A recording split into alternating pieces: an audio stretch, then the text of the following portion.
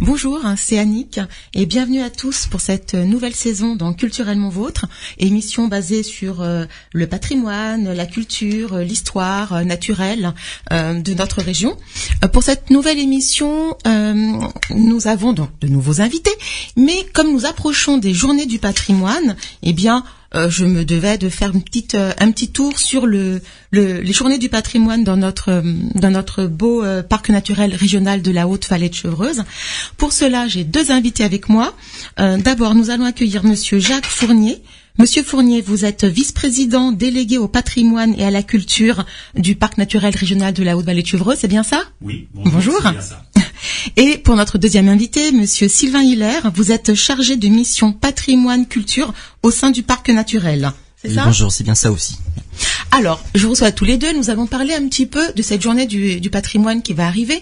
Donc, pour nos éditeurs, juste quelques mots sur les journées du patrimoine. Donc, c'est toujours le 3e week-end du mois de septembre, tous les ans depuis fort longtemps. Alors, attention, certains sites sont gratuits, mais certains sites restent payants. Alors, de quoi allez-vous nous parler tous les deux? Qu'est-ce qu'il y a à découvrir, en fait, dans ce parc naturel pour le week-end prochain? Le week-end du 21 et 22. 22 et même des événements qui ont lieu le 20, oui. Alors, les journées du patrimoine, il faut savoir déjà que c'est un événement national qui existe depuis une trentaine d'années, qui s'est internationalisé puisqu'il y a eu des événements qui ont lieu dans d'autres pays que la France à peu près sur la même période, et d'autres pays le font à d'autres moments. Le but, c'est de collecter, de rassembler dans un même document tous les éléments et en lien, tous les événements en lien avec la valorisation du patrimoine dans les 55 communes du parc. Alors justement là, j'ai un petit fascicule devant moi qui s'appelle les Journées du patrimoine, un petit fascicule vert en Vallée de Chevreuse, 21 et 22 septembre 2014, édité par le parc naturel. Et je vois qu'il y a plein de programmations, plein de choses. Donc il y a même un plan et on choisit un petit peu ce qu'on va faire, où on veut aller. Voilà, les visiteurs s'emparent énormément de ce plan que l'on édite tous les ans, avec la liste et un peu de détails de tout ce qui se passe dans toutes les communes. Et les gens font leur parcours. Et on voit les visiteurs se promener avec le document dans les mains et dire nous on vient de là, nous on va aller là. Ce qui fait que les événements, c'est des visites qui durent pas trop longtemps. Il y a des événements culturels, il y a des concerts par exemple aussi à certains endroits, des visites itinérantes ou des visites de lieux en tant que tels, églises, châteaux, lavoirs, etc. Et les gens choisissent ce qu'ils ont envie de faire et ils essayent d'en faire en général un maximum en une journée. Alors justement, Monsieur Fournier, là sur ce petit catalogue, en deuxième de couverture, je vois une affiche qui m'interpelle, je la trouve très très jolie, il y a marqué Aqualina. Est-ce que vous pouvez nous en dire plus sur Aqualina? Aqualina, c'est un spectacle immersif que soutient le parc, qui va être joué par deux fois dans le samedi et le dimanche. Le samedi à Choiseul et le dimanche au Perret-en-Yvelines. À quelle heure? 15h. Voilà, ce sont des départs séquencés de 15h à 17h. Voilà, c'est ça, de 15h à 17h30. Ouais. Donc, spectacle immersif, c'est-à-dire ça va être une déambulation dans des espaces forestiers par cette compagnie qui évoque à travers le spectacle à la fois la vie dans la forêt, mais aussi la préservation de l'environnement, la préservation de notre patrimoine végétal et animal, ce qui est très important dans le parc, puisque le parc possède un énorme parc forestier, et le parc naturel possède un énorme parc forestier, dont une grande partie est le massif forestier de Rambouillet. Et donc ce spectacle, nous avons souhaité le soutenir financièrement pour qu'il puisse exister et être visible par le maximum, le plus grand nombre possible d'habitants.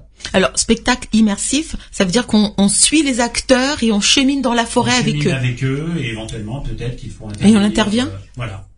Et on intervient, on peut intervenir? Je sais pas, j'ai pas vu. D'accord. Voilà, on va pas spoiler non plus un spectacle qui est au cœur de ce que veut apporter le parc dans des événements, voilà, des expériences, des choses innovantes aussi, très très nouvelles, dans un univers, comme l'a dit Jacques Fournier, qui à la fois s'inspire de tous les héritages très riches de la région et en même temps ouvre des perspectives sur l'avenir. Et donc c'est une vraie expérience qui fait que voilà, le public sera amené à croiser des personnages depuis l'Antiquité, la haute Antiquité même druidique, allez, j'en dirai pas plus, en passant par l'époque du roi Soleil jusqu'à des époques même futuristes, et donc vraiment une vraie expérience immersive dans la forêt, et on attend du public aussi une participation qui est pas obligatoire mais qui est bien sûr ouverte.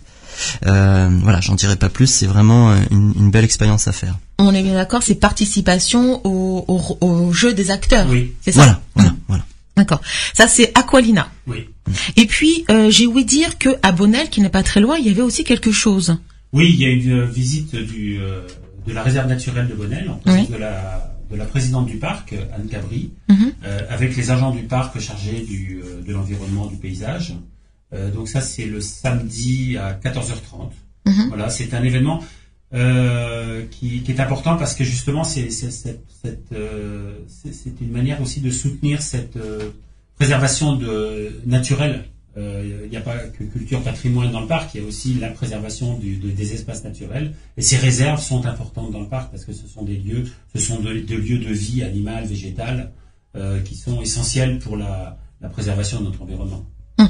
Et puis, quand on parle d'environnement, moi j'aime bien aussi l'environnement et puis le bâti. Et une maison que j'aime beaucoup parce qu'elle a été faite par Gustave Eiffel. Non, c'est pas Gustave Eiffel, la maison de fer. Non. Alors. J'ai dit des bêtises. Non, c'était la même. C'était un petit peu plus tard, fin 19e. Ouais. J'ai perdu le nom de l'architecte qui a d'autres maisons de fer, parce que ça s'appelle la maison de fer. C'est sur les hauteurs de Dampierre. Et donc tous les ans, cette maison qui est une propriété du parc d'ailleurs, qui appartient au parc, qui est un gîte, qui est un gîte ouvert au public bien sûr. Et donc tous les ans, il y a une visite possible de la maison de fer, dont une partie a été classée par le ministère de la Culture. D'accord. Alors qu'est-ce qu'il y a d'autre autour de ici, je veux dire autour de Vieille Église. On va s'éloigner, mais vous avez quoi d'autre à nous proposer autour de Vieille Église pour ceux qui sont là et qui veulent pas trop sortir, qui sont à pied par exemple ou à vélo.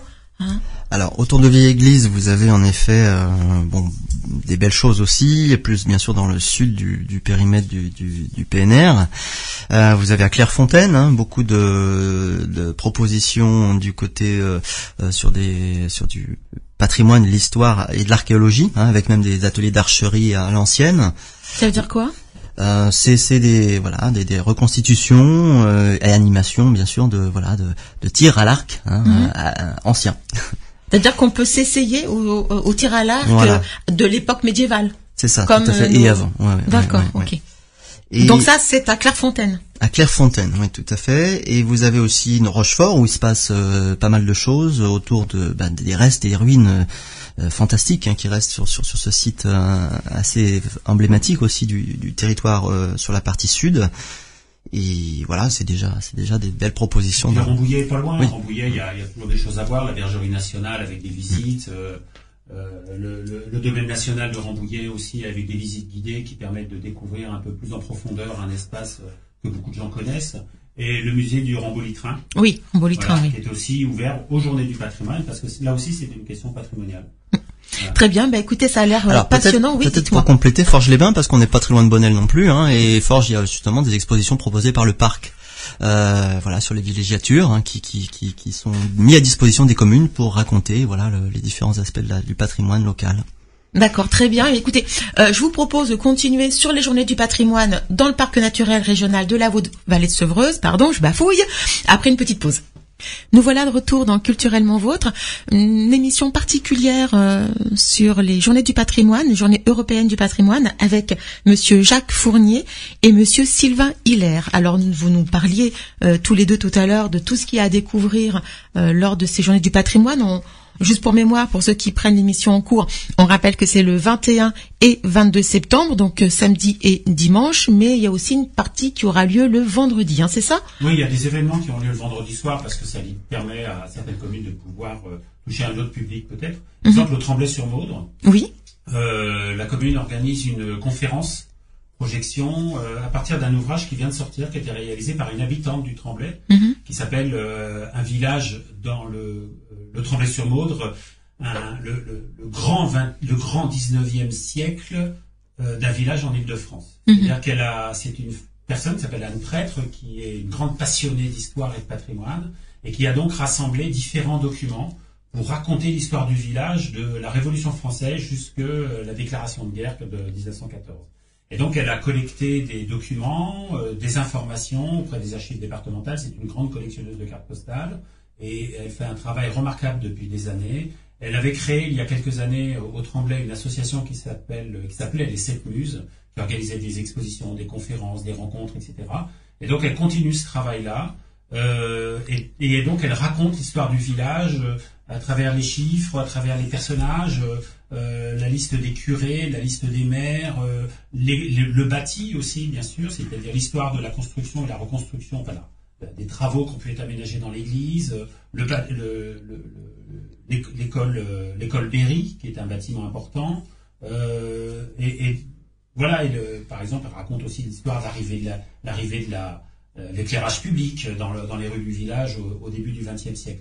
Voilà, donc ça sera une visite de ville, hein, non, pas du tout, ça sera une conférence à partir d'images extraites de son ouvrage, et donc les gens sont invités le samedi soir à 19h30 à la mairie. On fera ça, je dis on parce que je suis élu au Tremblay, hein, on l'a pas précisé.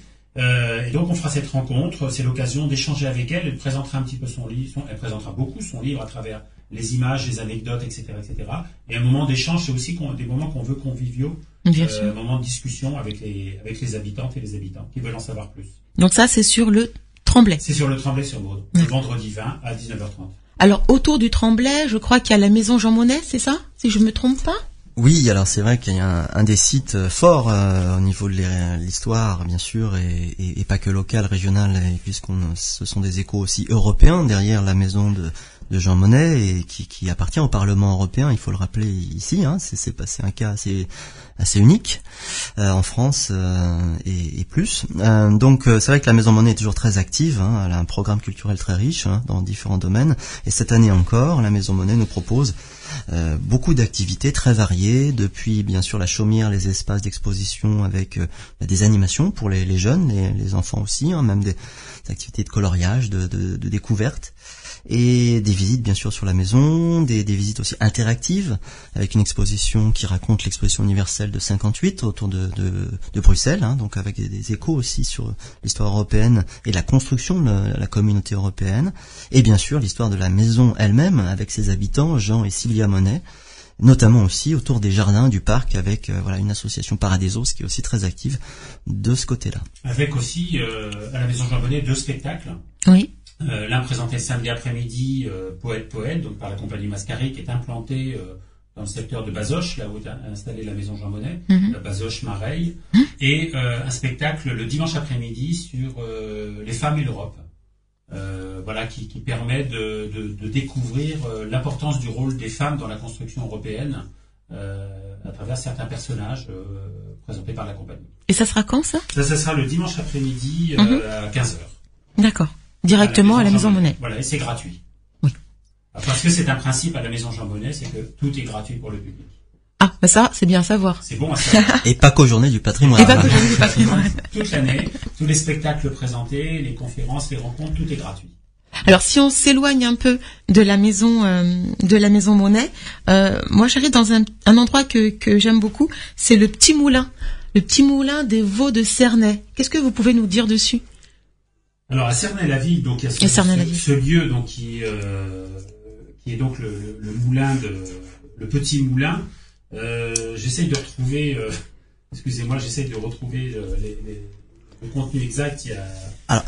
Donc il y a au petit moulin, il y aura une visite du lieu même, qui est un lieu patrimonial important puisque c'est un moulin qui possède encore énormément de présence technique.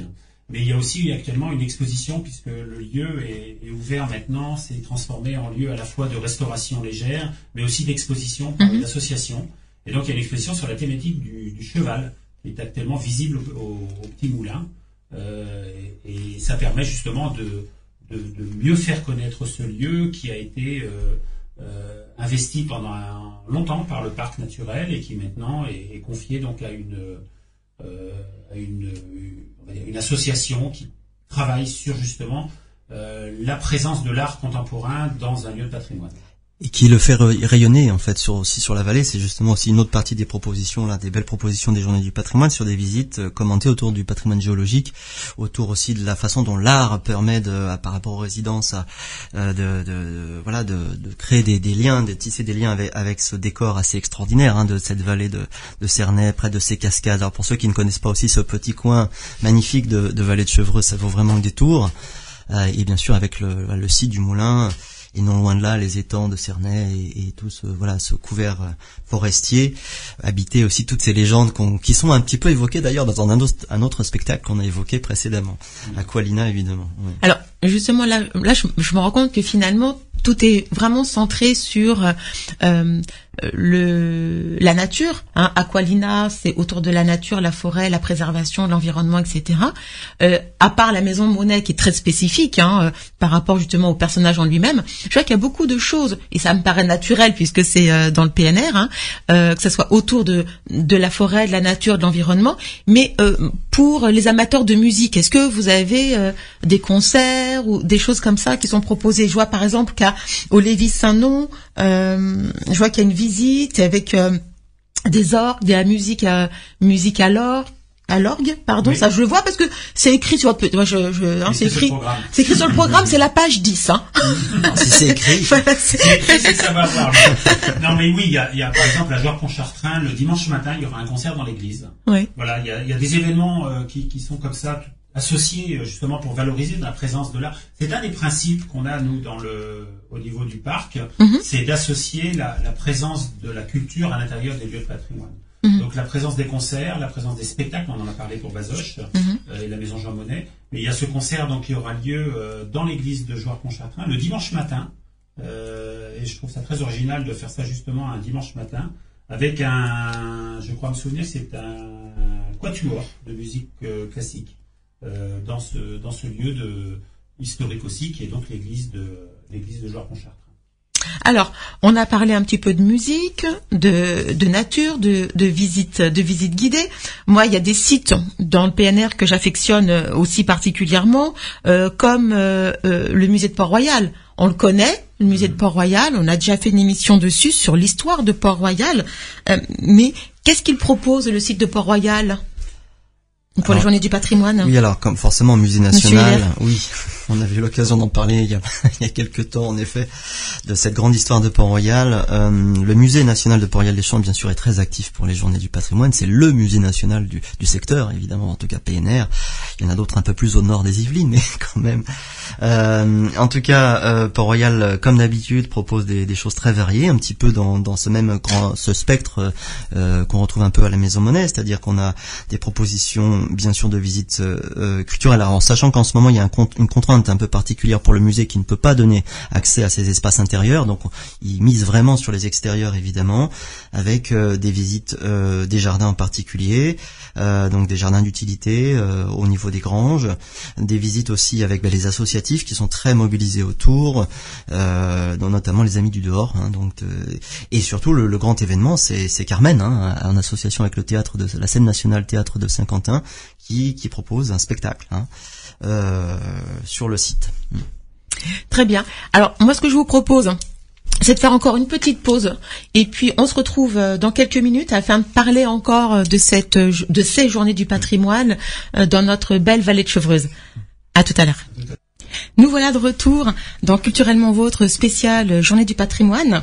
Alors, on a parlé de pas mal de choses. Je fais un petit point pour les auditeurs qui nous prennent sur le fil. On a parlé avec Monsieur Jacques Fournier, vice-président délégué au patrimoine et à la culture du parc naturel, et puis Monsieur Sylvain Hilaire, chargé de mission patrimoine et culture au sein de ce même parc naturel, de plusieurs choses à voir, à faire, à découvrir au sein du PNR. Et puis la thématique pour cette année, puisqu'on sait que les Journées du patrimoine c'est national, le 3e week-end de septembre tous les ans, et chaque année il y a un thème différent.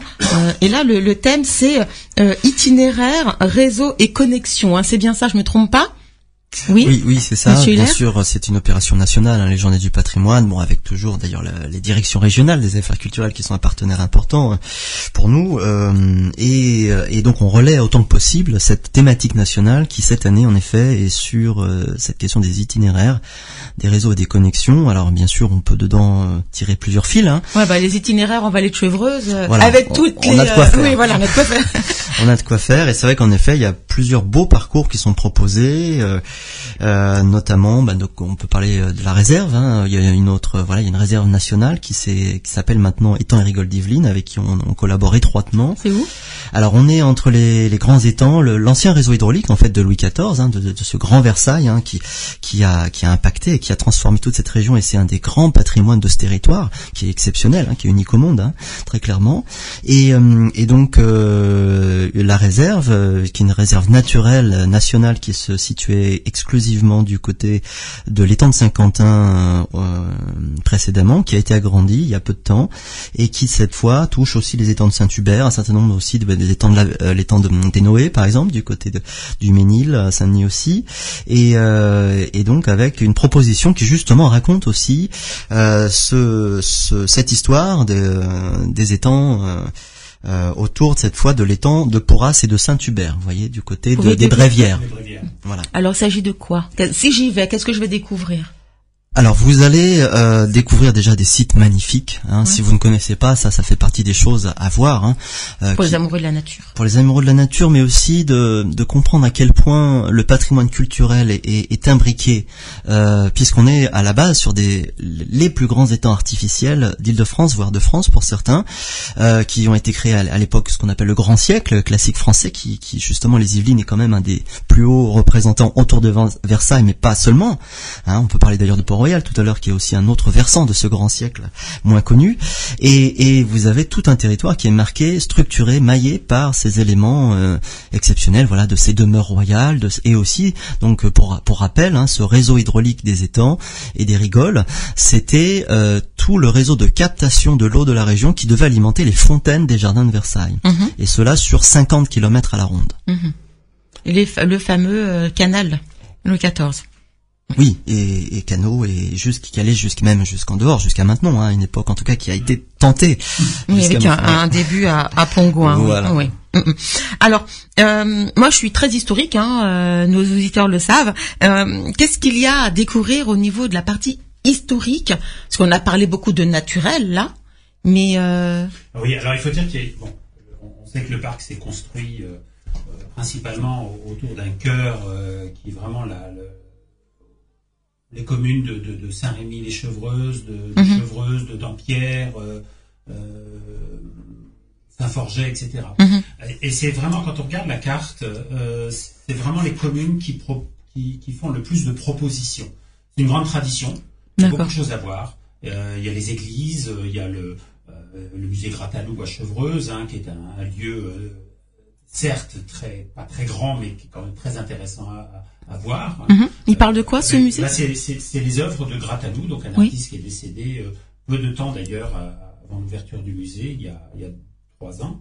Donc un artiste qui a un univers très particulier, très personnel, à la fois dans une sorte de dimension mystique et fantastique, et le musée présente des artistes d'horizons divers et variés. Récemment, c'était Ladislas Quino, qui est un personnage assez exceptionnel dans l'art contemporain du XXe siècle. Et le musée est installé dans l'ancien couvent Saint-Séverin, juste à côté de l'église. Hein, c'est la porte en face de l'église. Et on peut découvrir ce musée dans le cadre des Journées du patrimoine. Mais il y a aussi d'autres lieux, le château de Dampierre, le domaine de Dampierre, par exemple, est ouvert pour les Journées du patrimoine. Dampierre fait d'autres propositions. On a parlé tout à l'heure sur Dampierre de la Maison de Fer. Oui. On peut parler aussi de la visite du centre-bourg, proposée par la commune. Donc il y a énormément. Donc la visite historique, en fait, de Dampierre. Et le château de la Madeleine. Hein, le château de la Madeleine. Oui, bien sûr. Hein, ouais, donc, avec des visites. Où il y a le parc, la maison du parc, qui est ouverte à cette occasion.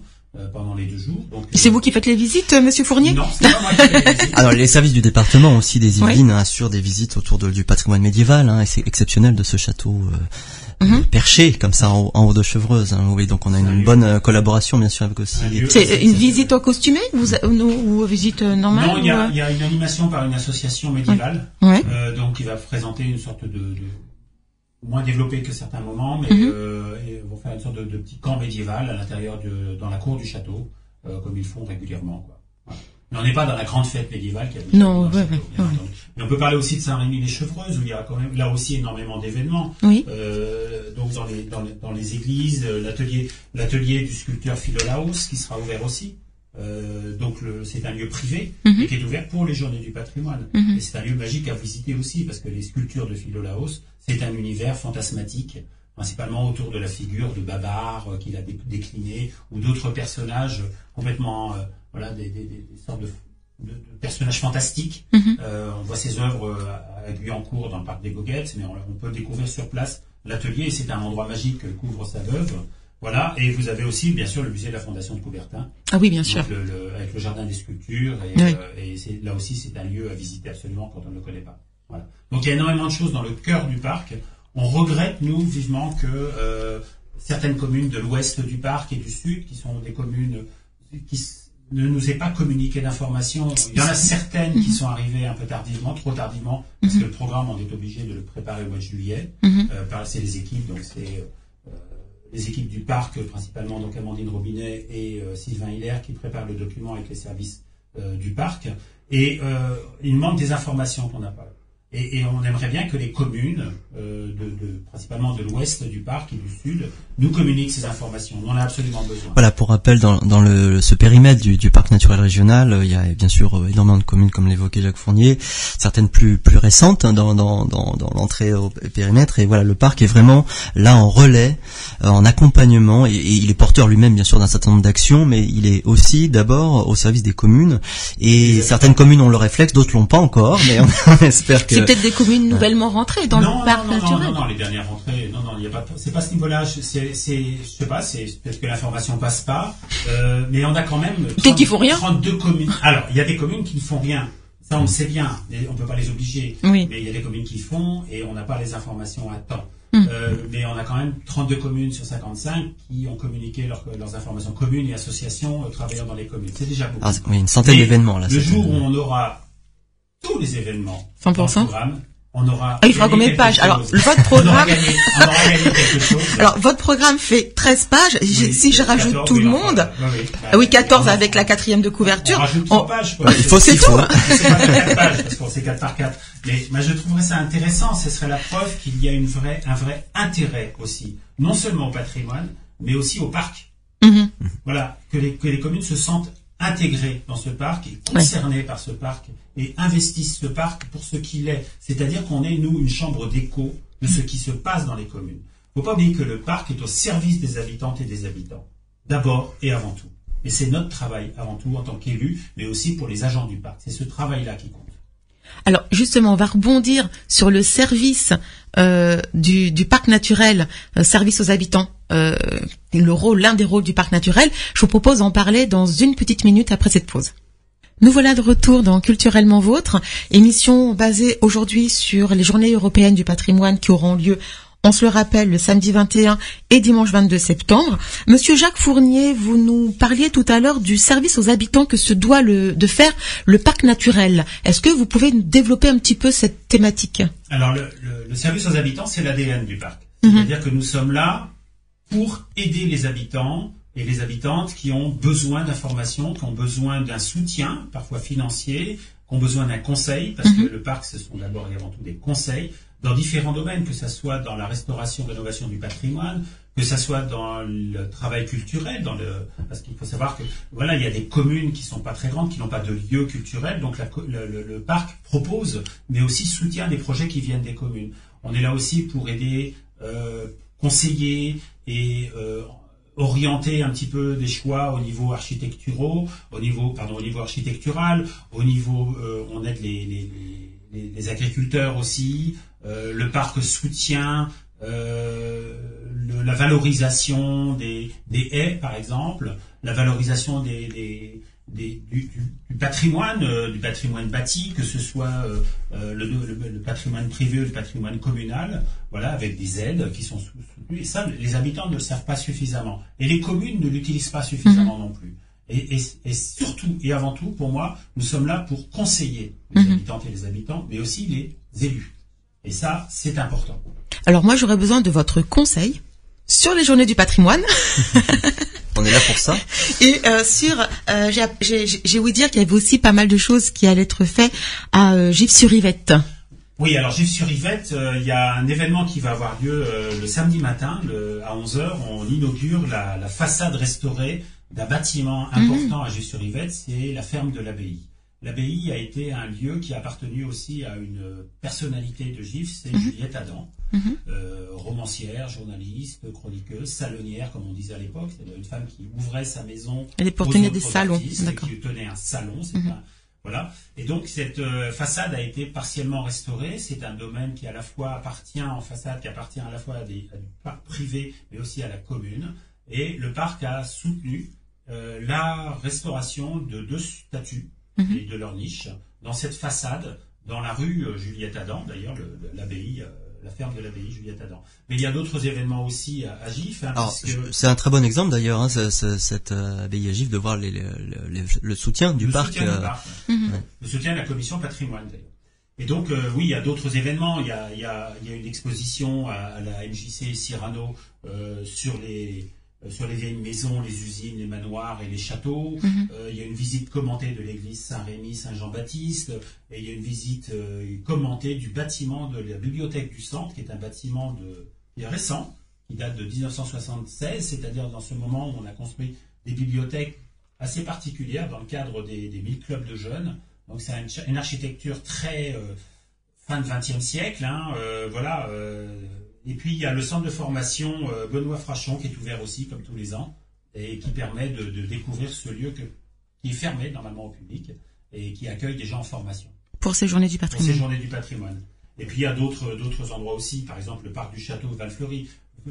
Château Val-Fleury, c'est le château du centre de Gif, qui est un lieu d'exposition, qui est un lieu d'art, qui est un lieu de culture aussi, et où se tiennent régulièrement des conférences, des rencontres. Et donc là, il y a une visite qui aura lieu, ainsi que donc le quartier de l'abbaye dont on a parlé tout à l'heure, qui sera aussi possibilité d'une visite. Alors on ne peut pas vous donner à la radio là les dates, les horaires. On vous conseille vivement de vous renseigner sur le site internet du parc. Alors, mais aussi dans les communes où ont été distribués, dans toutes les communes du parc, ont été distribués le petit fascicule que j'ai en main. Le fascicule de 14 pages qui a été imprimé par le parc. Alors, vous voulez bien nous rappeler le site du parc naturel ? Ah bon, c'est un site, c'est parcnaturelchevreuse.fr. Bon, c'est assez rapide à trouver sur moteur de recherche. Là, d'accord. Okay. Ça sort tout de suite. Parc naturel régional de la Haute-Vallée ou de Chevreuse, ça suffit généralement. Voilà, vous êtes sur les premiers sur la liste. On y arrive. J'ai plus en tête l'intitulé. D'accord. Et puis, on a parlé beaucoup là des Yvelines, mais le parc naturel englobe aussi une partie de l'Essonne. Oui. Alors, qu'est-ce que vous avez à nous proposer pour nos Essonniens ? Alors, dans l'Essonne, il y a 10 communes qui appartiennent, qui font partie du parc, 10 communes essonniennes qui ont rejoint le parc. Donc on vient de parler de Gif, dont une partie de la commune seulement fait partie du parc. C'est un problème de territoire. On a aussi des choses qui se passent à Forges-les-Bains. Il y a des choses qui se passent à Gonesse-le-Châtel, à Boulet-les-Trous. Alors si je voulais rentrer dans un petit peu de détail, à Forges-les-Bains, on va commencer par Gometz-le-Châtel, donc l'église avec l'église Sainte-Claire, qui est une église importante. Donc il y aura un diaporama sur l'histoire de l'église et de son mobilier par les bénévoles d'une association, et qui va aussi répondre aux questions du public avec une visite commentée, donc pour présenter l'architecture, l'histoire et le mobilier du lieu. Si on va donc à Gif, on en a parlé. Mais je cherche alors Forges-les-Bains, on a évoqué la partie exposition, mais il y a aussi bien d'autres choses qui se font. Oui, un concert de jazz, une conférence sur la peinture au XVIIe. Ça, c'est le samedi à 15h par exemple. Voilà, pas mal de choses. Moi, je sais que à Courson-Monteloup, dans le château, il y aura l'ouverture exceptionnelle du château d'eau qui est des putes fermées au public, avec des spectacles dans le parc de KPDP. Voilà. Ça, je suis au courant de ça déjà.